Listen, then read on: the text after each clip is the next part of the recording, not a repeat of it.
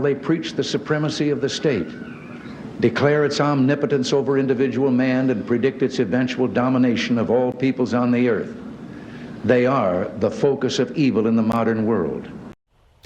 Today marks the 40th anniversary of former President Ronald Reagan's Evil Empire speech, in which he condemned the communist Soviet Union. Fox and Friends weekend co-host Rachel Campos-Duffy is live at the Victims of Communism Museum in our nation's capital. Rachel, good morning.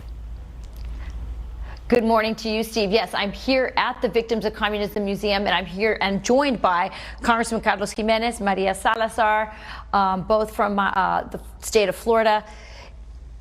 Congressman, you were on the island. You left as a child. This is the 40-year anniversary of that amazing speech that we're still talking about, where he called out the evil empire.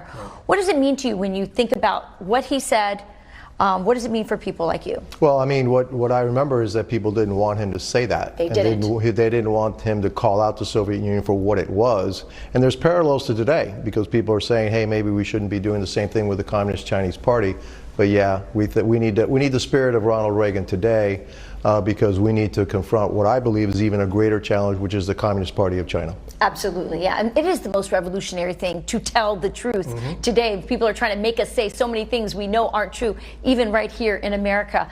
The ideology, the communist ideology, is also a godless ideology. And in that speech, Ronald Reagan talked about praying for the victims of communism, but also saying, if we're not governed by God, he said in that speech, we'll be governed by tyrants. Well, and that's what really happened. Fidel Castro's constitution, the first thing that they scratched was religion, and they say that there were going to be an atheist state.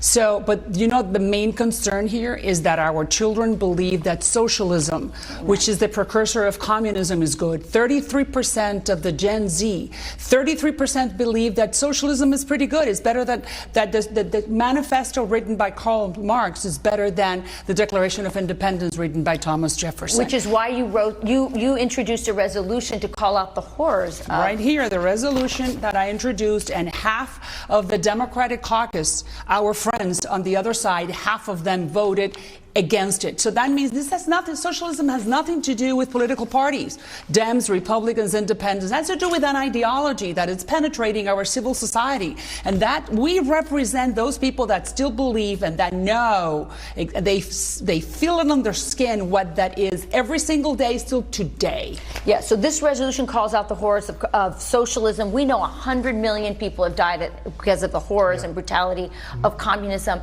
What worries you about this generation? Because there's a blackout on textbooks. Well, I think that what worries me about this generation is that they're being fed this stuff in our educational system. Yes. Okay, and so we need to, weed that out and then show them that this is wrong. So the socialists have done a really good job in penetrating our educational system and combating free speech, trying to censor, and that's a hallmark of the communist regimes. They want everybody to think the same way, say the same things, and again, I'm completely 100% against it. You can see over 100 million people have died in the last century because of the evils of communism. Last thing I want is for my children or my grandchildren to live under such a system. Look at DeSantis; he's done such a great job in trying to weed that out, and that's why I'm introducing at the federal level the Crucial Communism Teaching Act. So we have material for our high schoolers to learn the horrors. And that's what this museum is about. Bring your children to this museum. Yes.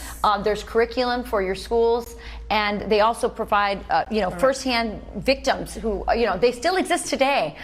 People are still being brutalized. We represent them. Exactly. So great having you.